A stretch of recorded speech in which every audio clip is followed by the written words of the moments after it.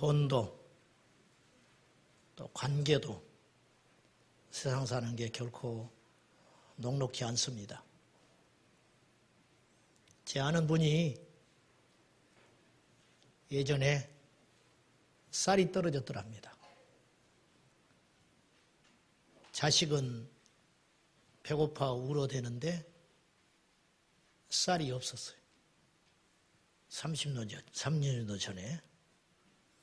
그래서 신호를 찾아갔어요. 15정거장을 걸어서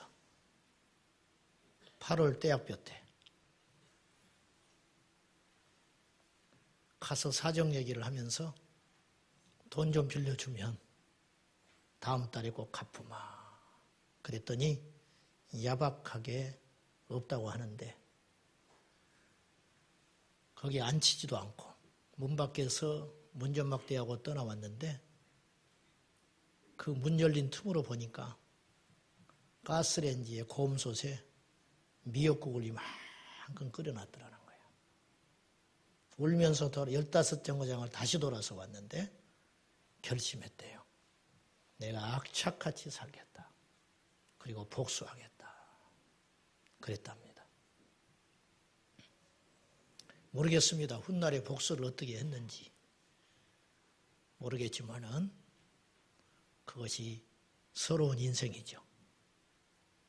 춥고 배고픈 거.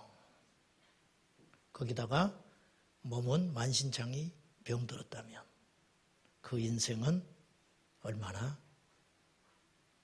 어려운 인생인가. 오늘 본문에 그런 사람 이야기가 나옵니다.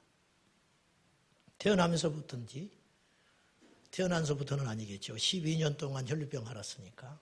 혈류병은 이 피가 멈추지 않는 불치병입니다. 지금도 어려운 병이거든요. 2000년 전에는 의학적으로 무지해가지고 여인들이 피를 흘리면 부정하다고 곁에 두질 않았습니다. 이 병을 낳아야 자기 인생이 자기 고통받는 걸 떠나서 사람 대우를 받고 사는 거예요. 그래서 자기의 모든 재산과 노력을 기울여서 이 병을 고치는데 자기 인생을 12년 동안 허비하고 살았습니다. 이 여인에게 소문이 들렸습니다. 무슨 소문이냐? 예수의 소문. 여러분 귀에 무슨 소리 들리세요? 북한이 미사일 쏘아 올랐단다. 지진이 일어났단다. 청년 실업률이 10%가 넘습니다. 말이 10%지 우리나라는 군대 간 것도 취업으로 치거든요. 군대 간 사람, 아르바이트 하고 있는 사람들 정확히 다 동원하면 20%는 넘을 거예요. 그 어려운 대학에 들어가서 공부 마쳤는데 취업의 문은 바늘구멍. 그 30살이 다 되도록 부모에게 손 벌려야 하는 신세들. 그래서 캥거루족이 나왔어요. 통계해 보니까 30년 전에 7년 일하면 집 한 채 샀어요. 30년 전에는 7년 동안 악착같이 일하면 집을 살 수 있었다는 거예요. 물가가. 요새는 30년 벌어야 집 삽니다. 이상하지요? 나라는 더 살기 좋아졌다는데 3만 불 시대라고 언론에서는 나오는데 손에 잡히듯 하는데 언제고 나도 한번 폼나게 가족들하고 멋지게 여행 한번 가버리라 생각했는데 어느덧 여기까지 와버렸죠. 우리가 다 그렇지 않습니까? 이 낙심한 이 여인에게 소문이 들렸어요. 예수의 소문. 근데 예수님의 소문은 좋은 소문만 들린 건 아닙니다. 문둥병자를 고쳐줬다더라. 죽어서 시체가 돼서 4일이 됐기 때문에 팔레스타인 기후에 썩어서 냄새나기 시작했습니다. 근데 그 시체를 예수님이 살려줬다더라. 이런 믿지 못할 소문들이 많이 들려온과 동시에 나쁜 소문도 들려왔습니다. 예수 세상을 소란케 하는 시끄럽게 하는 이상한 이단자다. 자칭 자기를 하나님의 아들이라고 말하는 미치광이다. 안식일도 지키지 않는 율법 파괴자다. 이런 부정적인 소문도 귓전에 들려왔습니다. 근데 이 혈류병 걸린 여인은 좋은 소문에 귀를 기울였어요. 여러분, 사람이 살려면 좋은 소리를 듣고 망하려면 망할 소리 듣습니다. 여러분의 귓절에 무슨 소리 들려오세요? 세상에 어려운 소리, 힘든 소리. 그리고 교회에도 무슨 소리 들려오십니까? 목사가 세습했다더라. 믿는 사람들이 이러이러 못된 짓 했다더라. 사기꾼 집단이더라. 그런 나쁜 소리 들려오십니까? 아니면 여러분의 귓전에 교회 가서 술 끊었다더라. 교회 가서 새로워졌다더라. 교회 가서 병 났다더라. 그런 복음의 소리 들립니까? 아니면 나쁜 소리 들리십니까? 우리 교회에도 예수님 때문에 죄송하지만 가정 지키고 사는 사람이 있습니다. 예수님 때문에 부부싸움하고 먼저 손 내미는 사람이 있습니다. 예수님 때문에 자기 사업은 망해서 문 닫게 생겼어도 빚 다 청산하고 정직하게 뒷돈 안 챙기는 사람, 이런 사람 있습니다. 예수님 때문에 신호등 하나 위반한 것도 마음이 아파서 절절히 잠 한숨 못 잤다고 울먹이면서 나는 언제나 제대로 된 예수쟁이 될지 모르겠다고 그렇게 가슴 치는 집사도 있습니다. 얼마 전에 우리 교회 교인은 아니에요. 누군지 모릅니다. 이름을 안 써서 회개의 감사 헌금을 봉투에다가 절절히 내용을 써가지고 헌금을 했는데 그 봉투가 제 손에까지 왔습니다. 그 내용은 이와 같았습니다. 제가 교회 와서 설교를 듣고 깨닫게 돼요. 수십 년 전에 예수님 믿기 전 불의하게 취한 약간의 돈 때문에 마음이 괴롭습니다. 진짜 회개는 배상을 해야 한다는 말씀을 따라서 그 대상을 찾아서 돈을 갚아야 하는데 그 사람을 찾을 길이 없습니다. 그래서 하나님께 드립니다. 복음을 전하는 일에 사용되기를 바라는 마음으로 드립니다. 예를 들면 저는 초등학교 시절 때 옆에 짝꿍이 어리숙한 친구가 있었습니다. 이 친구를 이용해서 돈을 빼앗던 적이 있었습니다. 그 친구에게 갚을 길이 없습니다. 이 깨달음을 주신 하나님께 감사합니다. 주님께 드립니다. 그렇게 헌금을 했어요.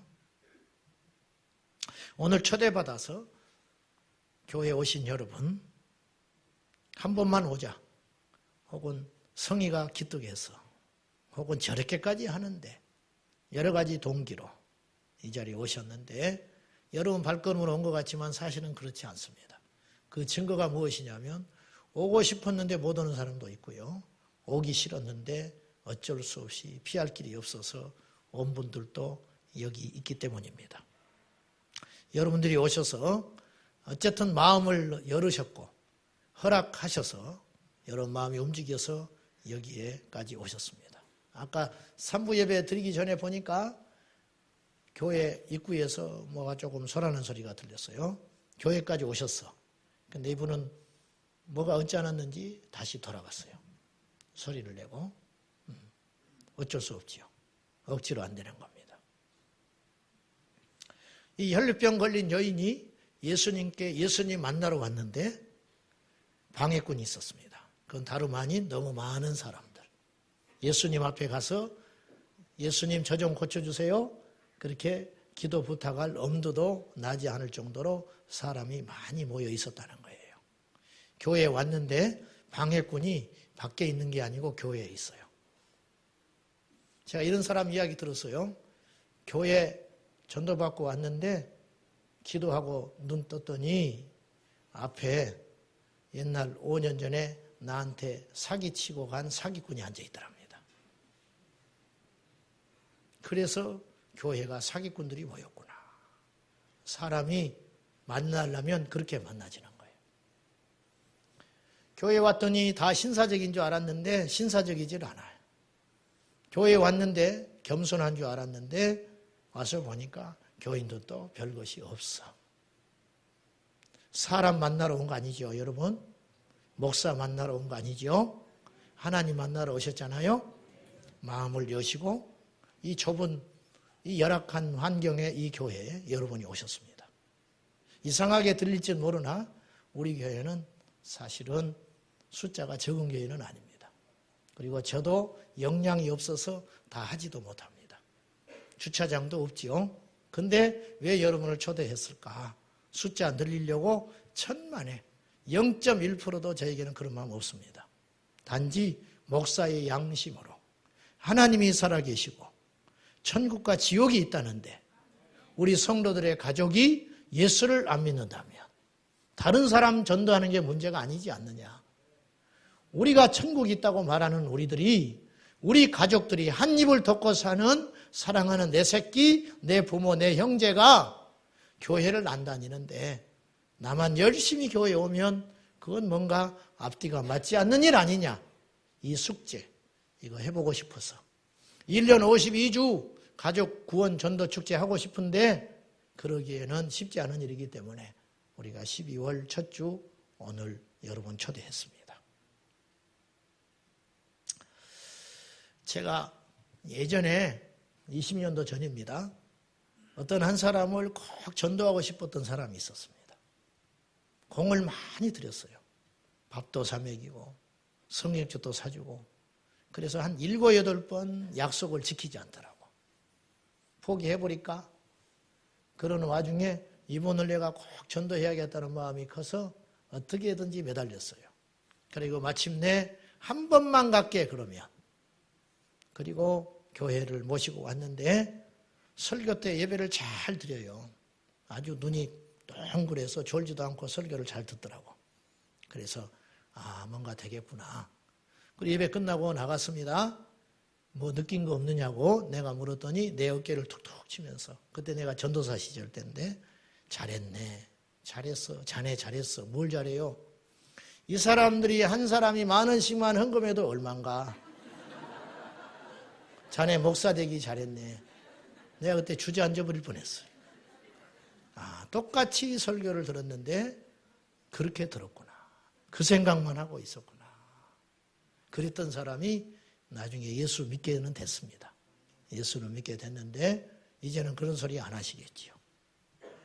자, 이 여인이 예수님께 나올 때 오직 하나가 있었어요. 그게 뭐냐면 나는 그 바쁘시고 귀한 예수님 내차지 못 된다는 거예요. 그러니까 뒤에 어떻게든지 가서 뒤에 옷자락만 그분을 만져도 내 몸의 병이 날 것이다. 이 믿음이 있었다는 거예요. 그래가지고 그분을 만졌어요, 실제로. 예수님을 만지는 순간 예수님이 느꼈습니다. 뒤를 돌아보시고 누가 내 몸에 손댔느냐 물으니까 제자들이 이렇게 이야기해요. 이렇게 많은 사람들이 부딪히고 만지고 가는데 누가 어떤 사람이 만졌다는 말을 하십니까? 그렇게 이야기하거든요. 예수님이 아니야. 뒤를 돌아봤더니 한 여인이 예수님을 만지고 나서 그 순간 집에 가서 난 것도 아니에요. 그 순간 피가 말라버린 거예요. 자기가 그걸 느껴요. 놀래가지고 주저앉아 버렸어요. 그리고 두려워서 떨고 있었습니다. 너무 엄청난 일이 일어나니까. 예수님이 이 여인이라고 말이에요. 많은 사람들이 예수님을 만지고 갔지만 병 난 게 아니에요. 이 여인만 만졌을 때 고침을 받았어요. 많은 사람이 교회를 왔다 갔다 합니다. 어떤 사람은 장사 속으로 오기도 합니다. 어떤 사람은 사람 만나러 오기도 합니다. 어떤 사람은 비판거리 찾으러 교회 오는 사람도 있습니다. 교회를 연구하는 사람들. 그런 사람 예수님 만나지 못하고 내가 저 예수님 뒤에 가서 옷자락만 만져도 내 인생이 달라질 것이다.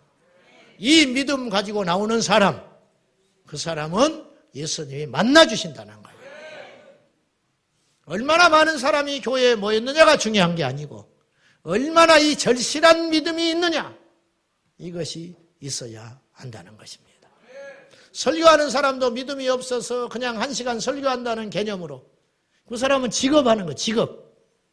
성도들도 기대감 없이 오늘 교회에 가지 않으면 주변 사람들이 또 전화하고 성가시게 하니까 그런 마음으로 교회에 나왔다. 어떤 일도 안 일어난다는 거예요. 그러나 이 한 번의 예배에 내 인생의 전부를 거는 사람, 그 사람은 하나님 반드시 만나주신다는 겁니다. 35년 전 친구들이 저를 전도했습니다. 한 번만 가자고. 친구들의 그 시달림에 시달리다가 제가 약속하고 한 번 간 그 발걸음이 오늘 내 인생을 바꿔놨습니다. 저는 국민학교 다닐 때 성격이 내성적이고 두려움이 많아가지고 국어 시간에 국어 책 읽기 시키거든요. 몇 번 어디서 어디까지 읽어. 제가 읽으면 벌벌 떨고 책을 못 읽었던 사람이에요. 그랬던 내가 목사가 됐습니다. 믿지 않으시겠지만. 저는 7남매 막내로 너무너무 가난한 집에서 컸습니다. 인생을 비관하고 어릴 적부터 너무 일찍 눈을 떠버렸어요. 그래서 철이 일찍 들었는지도 몰라요. 그런 내가 예수를 만났습니다. 여러분, 저는 종종 자주 생각합니다. 내가 예수님 만나지 않았으면 내 인생은 지금 어디서 무엇하고 있을까? 지금까지 살 수는 있었을까? 살았다면 어떤 모습일까?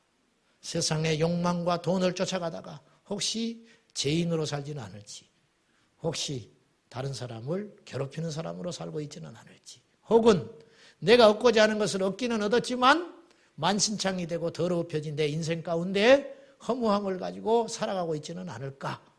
그런 끔찍한 생각을 하고 삽니다.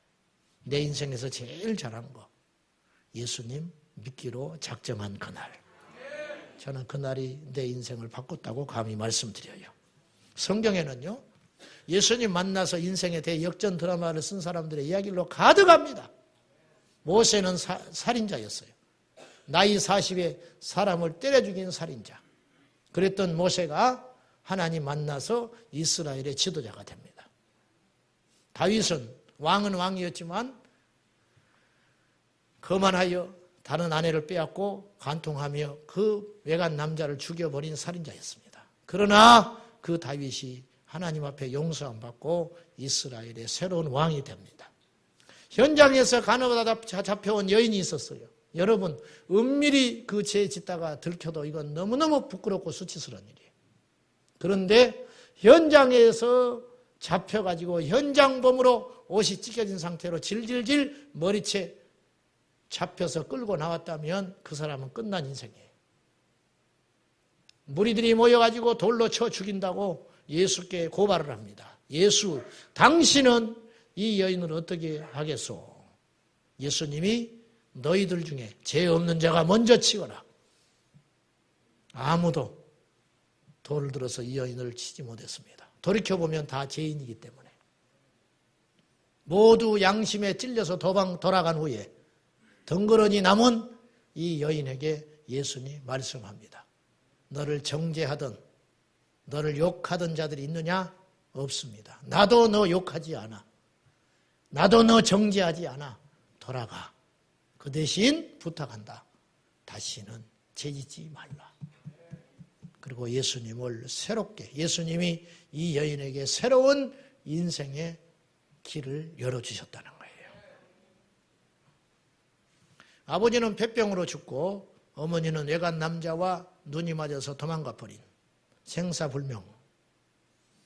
자기 위에 형은 건달로 풀려가지고 패싸움하다가 현장에서 칼 맞아 죽었습니다. 그리고 등 꼬부라진 할머니가 난리를 하면서 벌어다 준 일당 받아서 살아가는 인생 끝나버린 중학교 학생이 하나 있었습니다. 이 친구가 교회에 나왔습니다. 저는 그 친구가 교회에 나온 첫날 잊지 못해요. 예배당 제일 뒷구석에 고개를 푹 숙이고 모자를 뒤집어 쓰고 얼굴도 마주치지 않은 채 그렇게 한두, 두주, 세주, 한 달, 두 달을 다니더니 어찌어찌 교회는 안 빠지고 나왔어요. 그러더니 중간에 와서 앉았습니다. 그러다가 그해 여름에 전체 수련회를 했는데 그 수련회 때 이 아이가 성령 받고 예수님 만나서 뒤집어졌습니다. 그 친구는 지금 의정부에서 교편 생활합니다. 부부 교사인데 그 아이는 자기 어릴 때 그걸 생각하며 지금도 열심히 자기와 비슷한 그 어려운 시대를 살고 있는 아이들에게 예수 전하는데 미친 인생이 됐습니다. 자기처럼 변하라고. 자기처럼 새 인생 살 수 있다고. 믿었던 친구한테 사업에 큰 사기를 당하고 이 친구를 불러다가 죽이고 자기도 죽으려고 휘발유통 사놓고 칼 한 자루 사가지고 친구를 유인하러 가던 길에 복음 듣고 예수 믿어가지고 지금은 집사된 분이 있습니다. 20대 청년 때 알코올 중독에 빠져가지고 돈도 없고, 옛날엔 편의점 없었잖아요. 오갈 데 없어서 교회에 와서 머물고 살고 있었던 청년이 있었는데, 이 청년이 밤 12시만 되면 초저녁 잠자고 일어나서 밤 12시만 되면 가서 포장마차 가서 돈 없으니까 안주도 없이 소주 3병 마셔야 다시 잠잘 수 있는 그러한 청년이 있었어요. 이 청년이 금요일 날 철야에 예수님 믿고 만나고 성령 받고 물과 코, 눈물 다 썼더니 그날 밤 이후로 완전히 변해가지고 지금은 지방 소도시에서 목사합니다. 저는 이런 이야기를 2박 3일 할 수 있습니다. 저는 여러분이 잘못 산다고 감히 말하고 싶지는 않습니다. 여러분이 틀렸다고 말할 그런 엄두도 나지 않습니다. 저는 더 큰 죄인이니까. 단지 내가 만난 그 예수, 믿어보니까 너무 좋은 그 예수, 안 믿는 여러분이 안타까워서 우리 가족들이 이 자리에 초대하셨습니다. 우리가 눈에 보이는 혈류병 없지만 영적으로는 우리가 다 병든 자입니다. 영적으로는 죽을 자입니다. 환경과 상황만 되면 내 안에 있는 죄성과 육의 뿌리들이 나올 1000만 죽어 마땅한 죄인, 우리가 다 그런 죄인이에요. 성경은 이야기합니다. 의인은 없나니 하나도 없다. 우리가 다 죄인이다. 죄인이니까 감옥에 가는 거야. 그것이 지옥입니다. 그래서 옥자를 쓰는 겁니다. 우리가 예수 안 믿고 죽으면 영원토록 감옥에 갑니다. 그것이 지옥입니다. 예수 믿으면 하나님 나라 갑니다. 그래서 천국이라고 합니다. 예수 믿는 사람은요, 망할 수 없는 인생이 된 거예요. 왠지 아세요?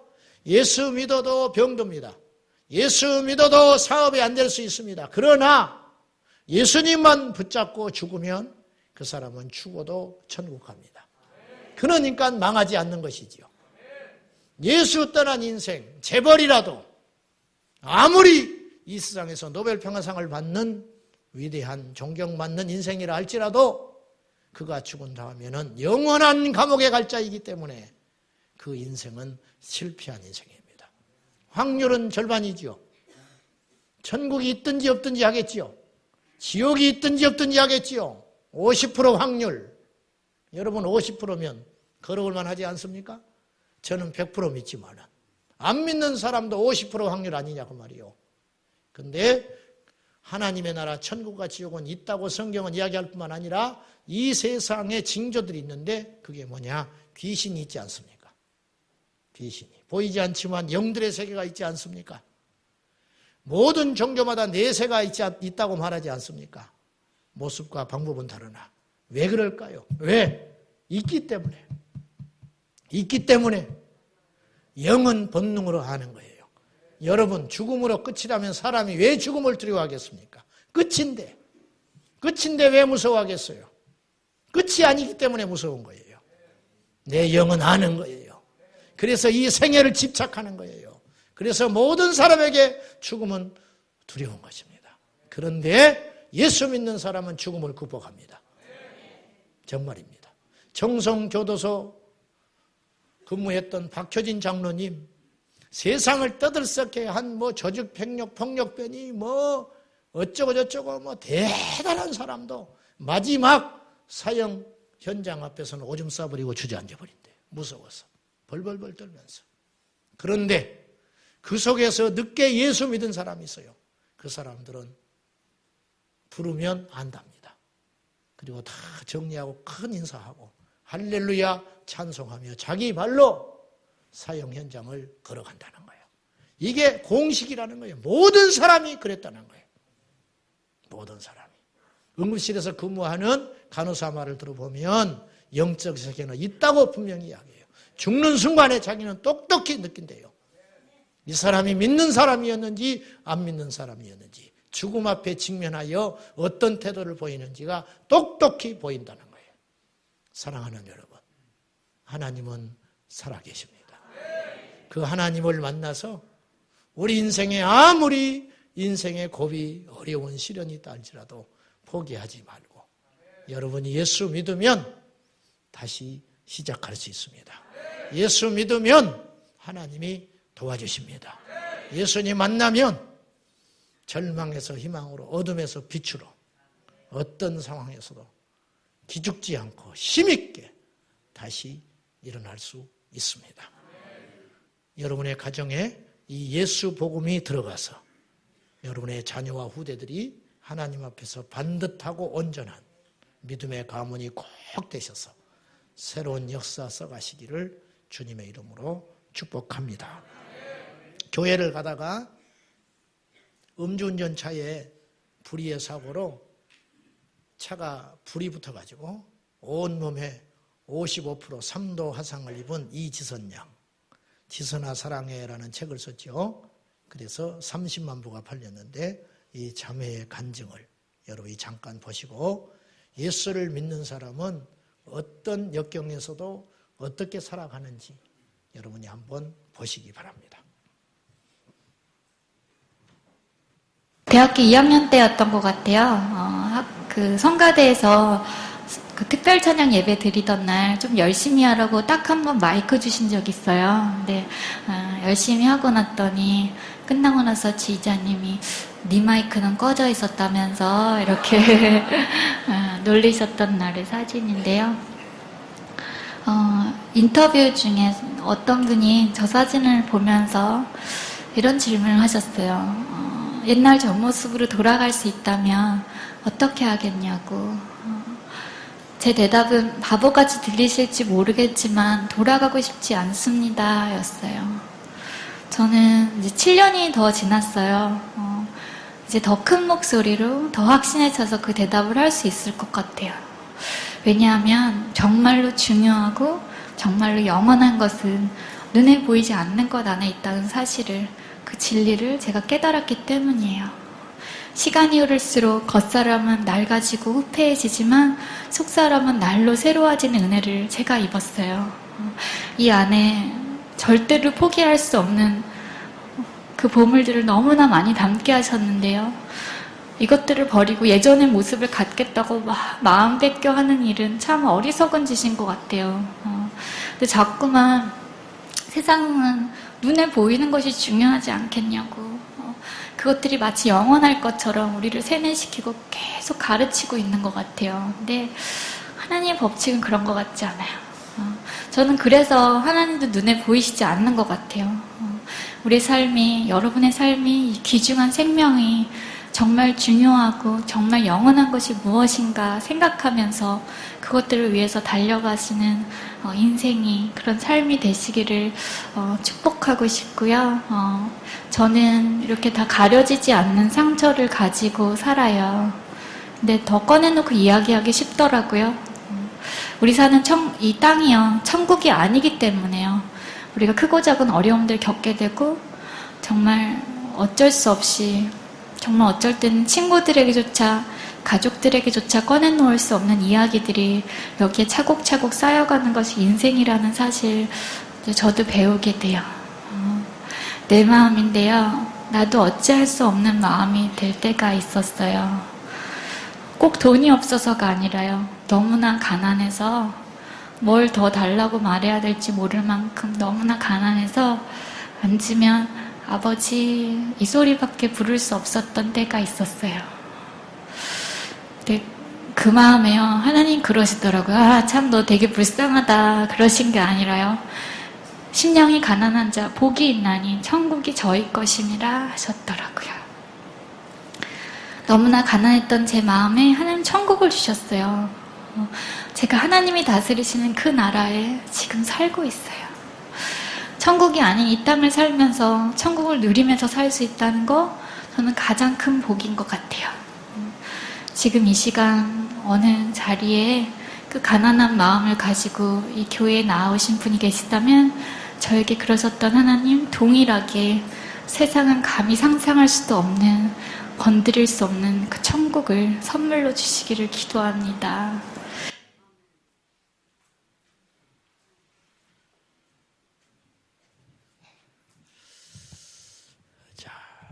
우리 옆 사람을 한번 축복하고 싶습니다.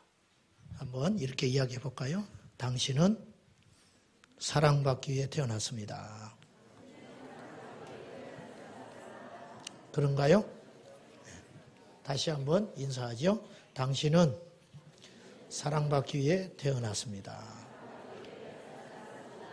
그렇습니다. 포기하지 맙시다. 네, 다시 일어날 수 있습니다. 자, 우리 옆 사람 축복하면서 당신은 사랑받기 위해 태어난 사람 찬양합시다.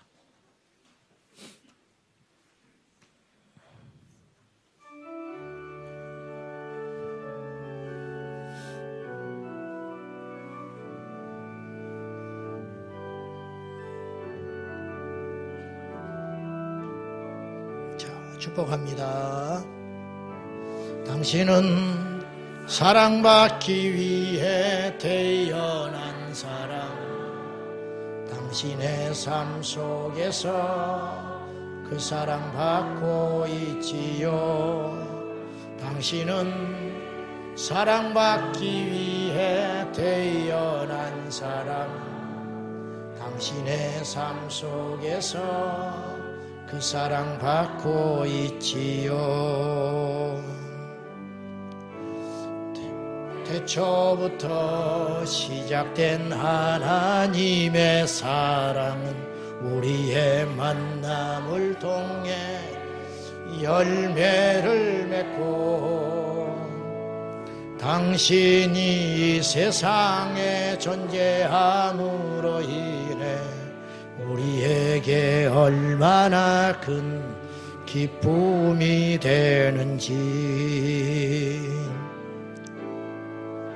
당신은 사랑받기 위해 태어난 사람, 지금도 그 사랑 받고 있지요.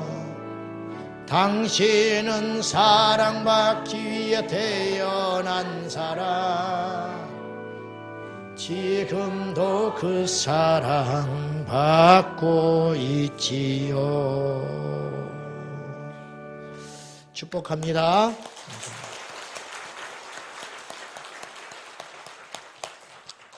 기도하겠습니다. 여러분, 교회는요, 종교단체가 아니에요. 교회는요, 서비스하는 것도 아닙니다. 수박을 보면 겉이 파랗지요?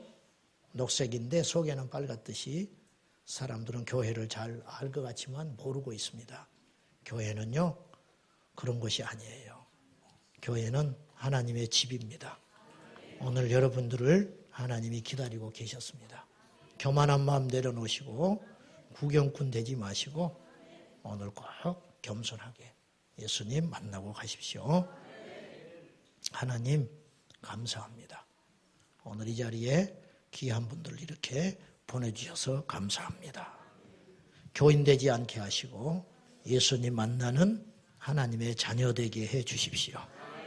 지금은 우리 주 예수 그리스도의 은혜와 하나님 아버지의 크신 사랑과 성령의 인도하시고 힘주시는 역사들이 포기하지 않고 내 인생 혈루병 걸린 여인처럼 앞이 보이지 않으나 예수님 만나면 새로워질 수 있다는 소망을 가지고 주님께 나온 우리 귀한 성도님들 이제부터 영원히 함께 하시기를 축원하옵나이다. 아멘.